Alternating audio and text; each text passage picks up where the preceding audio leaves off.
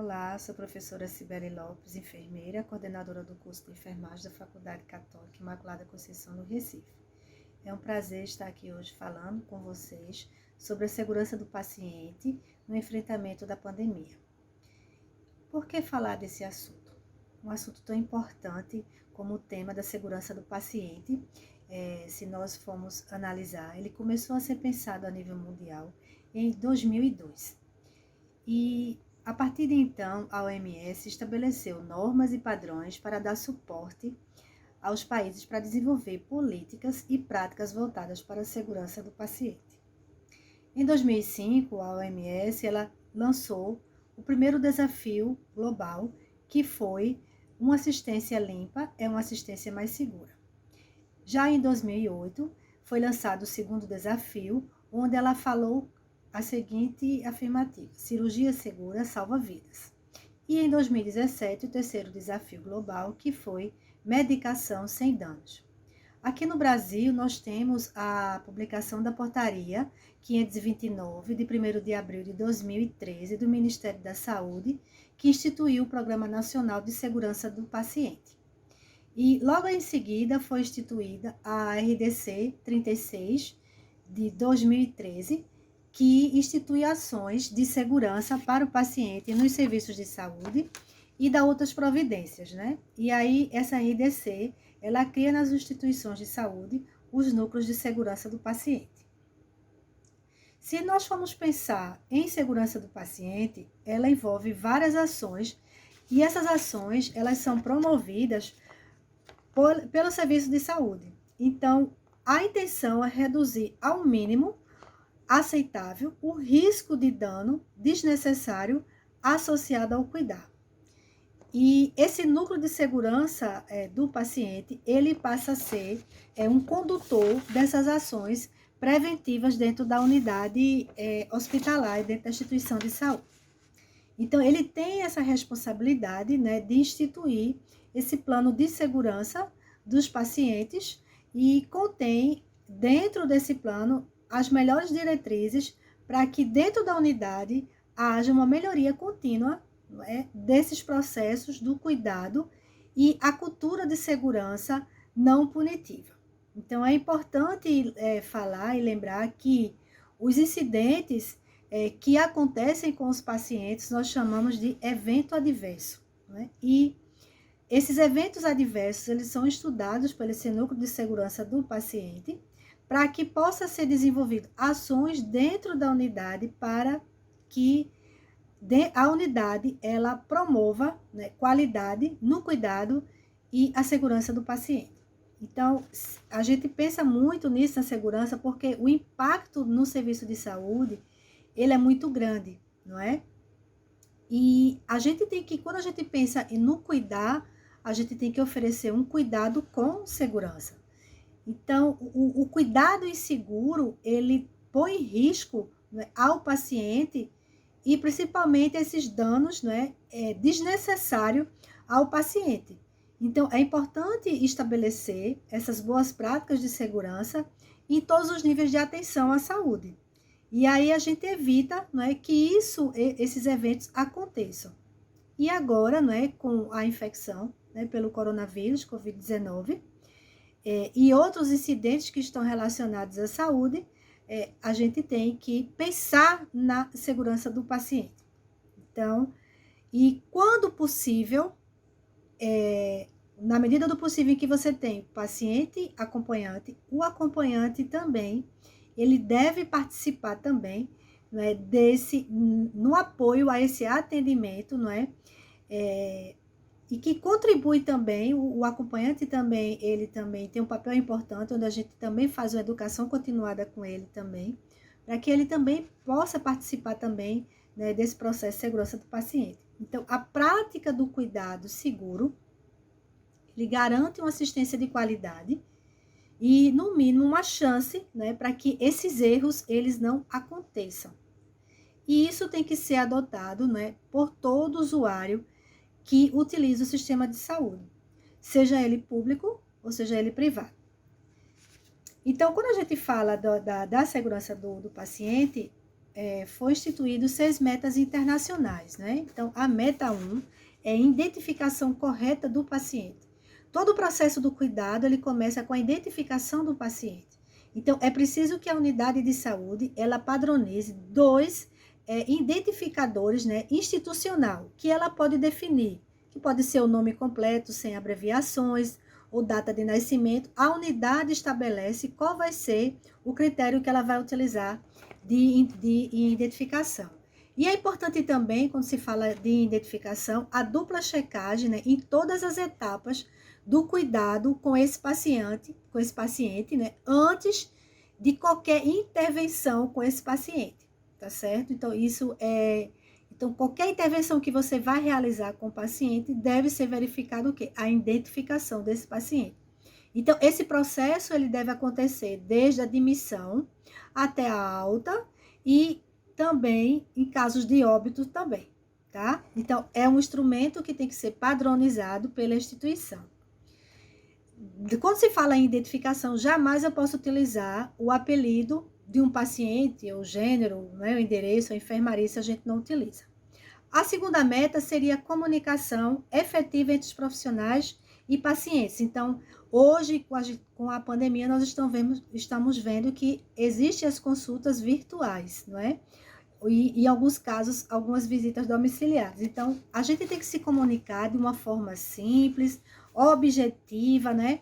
E sempre utilizando a técnica de ler de volta, ou seja, eu passo a informação e peço para que o paciente ou o acompanhante, ele repita a informação, para ver se ele está realmente entendendo o que a gente quer falar, tá? E nas instituições de saúde tem vários impressos ou instrumentos, né, de passar comunicação para toda a equipe, né, do cuidado que está sendo realizado com esse paciente. Então, essa comunicação, ela é muito importante, porque ela vai influenciar diretamente, né, nessa transição do cuidado entre o paciente e entre a equipe. Então, isso é muito importante. E outra coisa também é o registro seguro, né, desse paciente. A terceira meta seria o uso correto, né, dos medicamentos.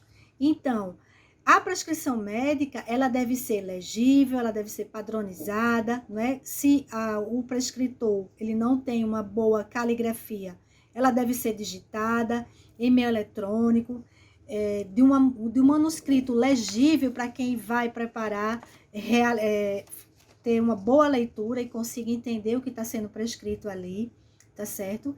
E a prescrição também, ela deve ter 2 identificadores institucionais, né? Então, o número do registro do paciente, o número completo, o leito, a via de administração, a dosagem, duração. Esses são esses cuidados. Como também a gente também tem que ter cuidado, né? Principalmente quando a gente vai preparar as medicações, quando as medicações, os nomes são semelhantes. Então, quando esses nomes são semelhantes, eles devem estar destacados. Por exemplo, sulfadiazina mais cefalosilina. Então, assim, são nomes parecidos, prednisona ou prednisolona. Então, são nomes que você tem que destacar para não confundir, não é, a equipe que está no preparo de medicamentos, tá certo? Como também, quando se vai dispensar medicamentos, a gente também tem que ter todos os cuidados, né, em relação a conferir o nome da substância, nome do medicamento, quantidade, dosagem, conferir se esse paciente tem alergias, né, e sempre realizar a dupla checagem. E algumas medicações que a gente também fala, que são medicações, né, de alta vigilância, que são medicamentos, né, que são potencialmente perigosos, a gente também tem que ter uma atenção toda especial e eles devem ser guardados em locais especiais. A quarta meta seria a cirurgia segura, né? Que essa cirurgia ela tem a finalidade de garantir que o procedimento ele seja realizado no seu local de intervenção, né, com o paciente correto, o procedimento correto. E essa cirurgia segura, essa checagem, né, esse procedimento, ele se dá em 3 etapas bastante importantes. Antes da indução anestésica, antes da incisão cirúrgica e antes do paciente sair da sala de cirurgia, tá certo? Então, todo procedimento invasivo ou cirúrgico, deve ser adotado o protocolo de cirurgia segura. A quinta meta é a higienização das mãos como prevenção de infecção. Hoje, muito mais, não é? Muito mais enfático, isso aí deve ser passado tanto para o profissional da saúde, como também, não é, para a população em geral. E nós dizemos que nós temos 5 momentos muito especiais de higienização das mãos, que seria antes do contato do paciente, antes da realização de qualquer procedimento asséptico, após o risco de exposição com fluidos corporais, após o contato com o paciente e após o contato com áreas próximas do paciente. E isso é uma ação que nós devemos engajar toda a equipe multiprofissional também. A sexta meta seria a prevenção de quedas e a prevenção de lesão por pressão, isso dentro da unidade hospitalar. Porque existem hoje nas unidades instrumentos que a gente pode usar para avaliar o risco de queda no paciente e o risco para lesão por pressão no paciente, né? E a gente também institui dentro do estabelecimento de saúde aquelas populações que nós colocamos como população de risco, como idosos, crianças, gestantes. Então, naquele paciente que tem um risco em potencial, a gente deve instituir dentro da nossa unidade esses protocolos de segurança. Então, sempre sinalizar as áreas que têm risco de queda, né? As medidas de proteção, como as grades laterais nos leitos dos pacientes, né? Como o cinto de segurança nos pacientes que são cadeirantes, pisos antiderrapantes, sinalização dos pisos quando esse piso estiver escorregadio e outras ações que a gente pode fazer também para a prevenção de queda. E a questão do paciente desenvolver a lesão por pressão, e aí se dá na prevenção e na avaliação desse paciente no momento da sua admissão, onde a gente tem, por exemplo, a escala de Braden, onde a gente mede, né, o risco desse paciente em potencial para adquirir essa lesão. Então, algumas coisas a gente já sinaliza como fator de risco, não é?